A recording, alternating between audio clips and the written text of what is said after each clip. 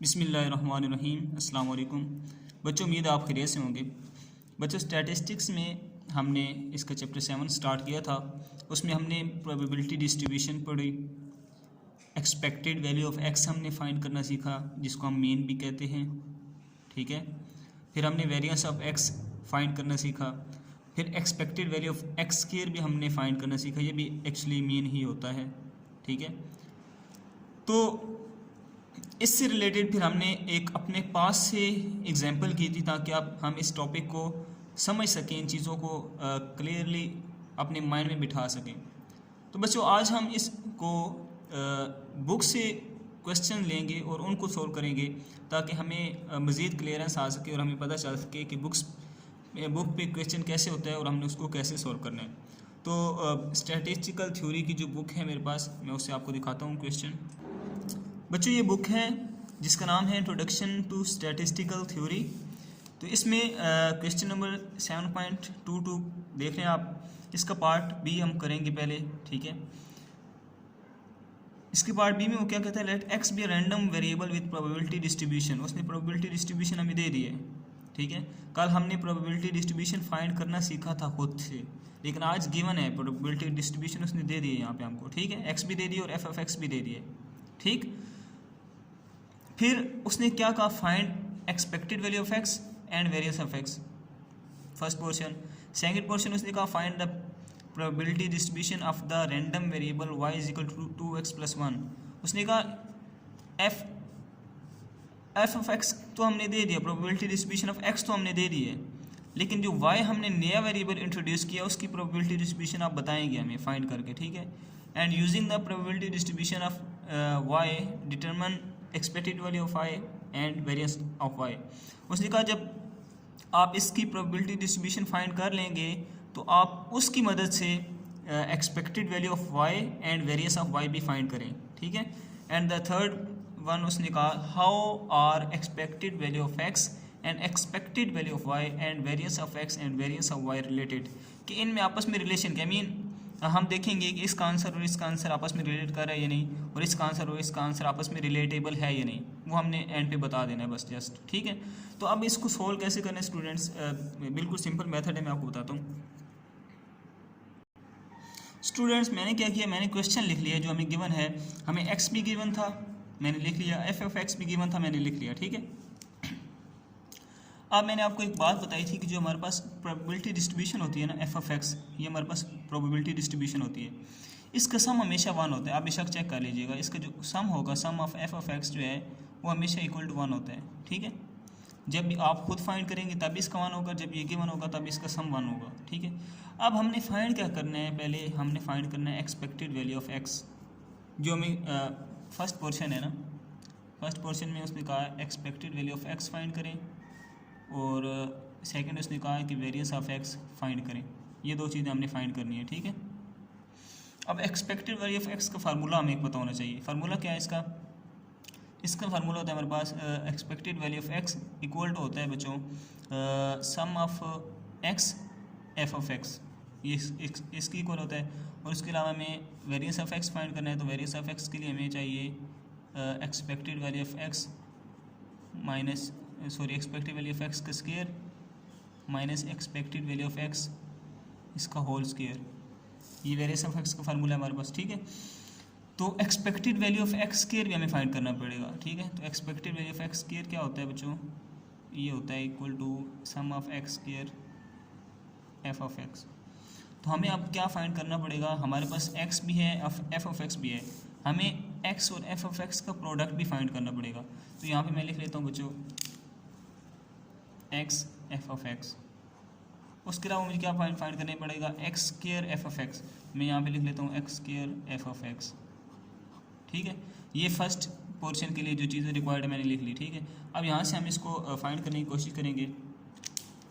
X की value को F of x से मल्टीप्लाई करना है। ठीक है, ये हमारे पास मेन के और एक्स की वैल्यू को एफ ऑफ एक्स से मल्टीप्लाई करेंगे, इसको इसके, ये हमारे पास इसका सोल्यूशन आ जाएगा। इसमें क्या करना है, इसका स्क्वायर लेना है एक्स स्क्वायर, फिर इसको एफ ऑफ एक्स से मल्टीप्लाई करना है, इसका स्क्वायर इसको इससे मल्टीप्लाई करना है, इनका स्क्वायर लेके इससे मल्टीप्लाई कर देंगे तो ये आ जाएगा। ठीक है, फिर हम इनका सम लिख लेंगे। तो मैं इसको मल्टीप्लाई करके लिख देता हूँ, यहाँ से बच्चों मैंने इनको मल्टीप्लाई कर लिया, ये मेरे पास आंसर आ गया। फिर मैंने इनका सम भी निकाल लिया, इनको ऐड करके ये मैंने सम निकाल लिया इसका।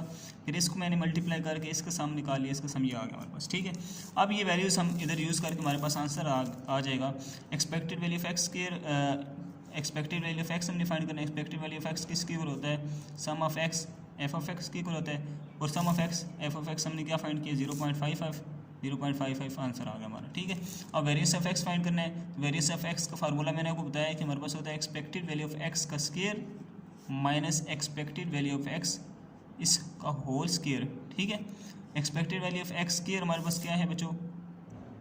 उसका फार्मूला हमारे पास होता है, मैं इधर फाइंड कर लेता हूँ। Expected value of x square is equal to sum of x square f of x, ये हमने फाइंड किया है। ये हमारे पास है 1.65, ठीक है। तो यहाँ पे मैं पुट कर देता हूँ 1.65 minus expected value of x का आंसर हमने निकाला है 0.55 का स्क्वायर।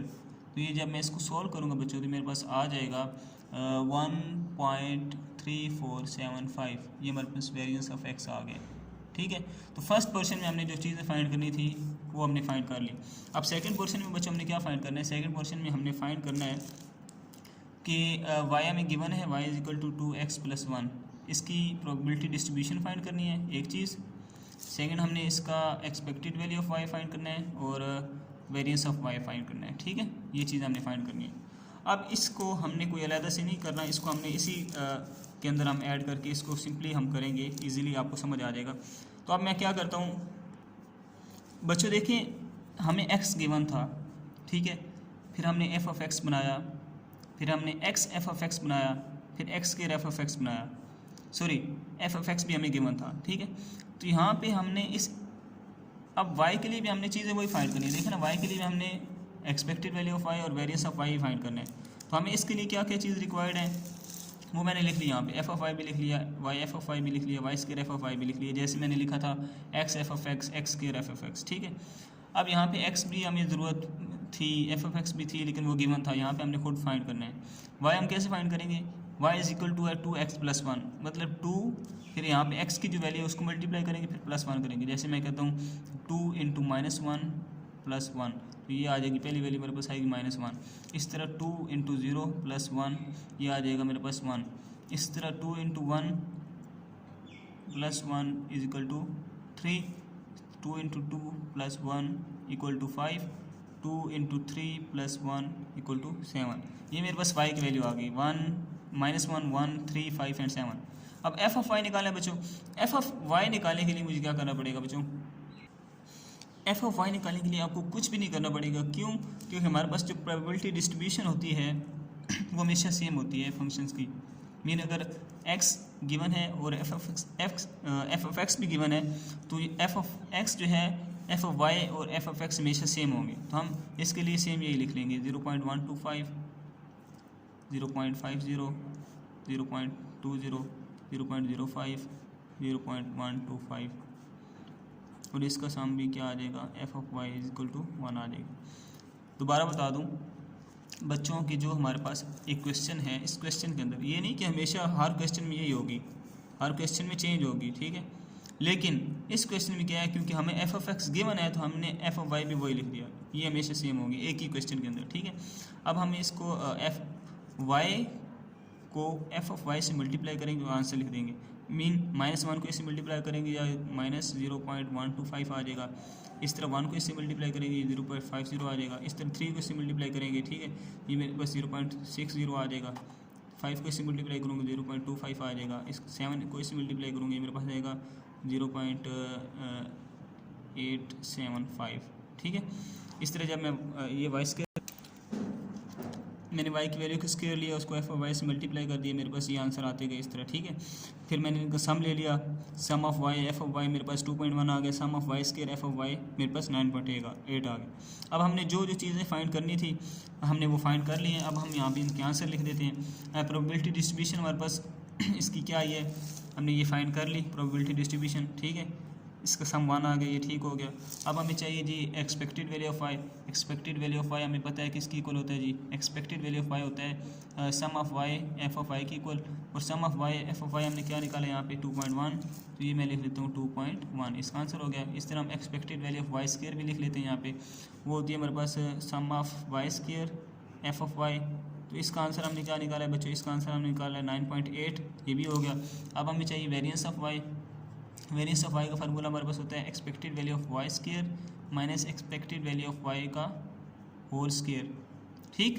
तो इसका मैं expected value of y square का 9.8 minus expected value of y 2.1 है, और इसका स्क्वायर जब मैं इसको सोल्व करूँगा बच्चों तो मेरे पास आ जाएगा 5.39।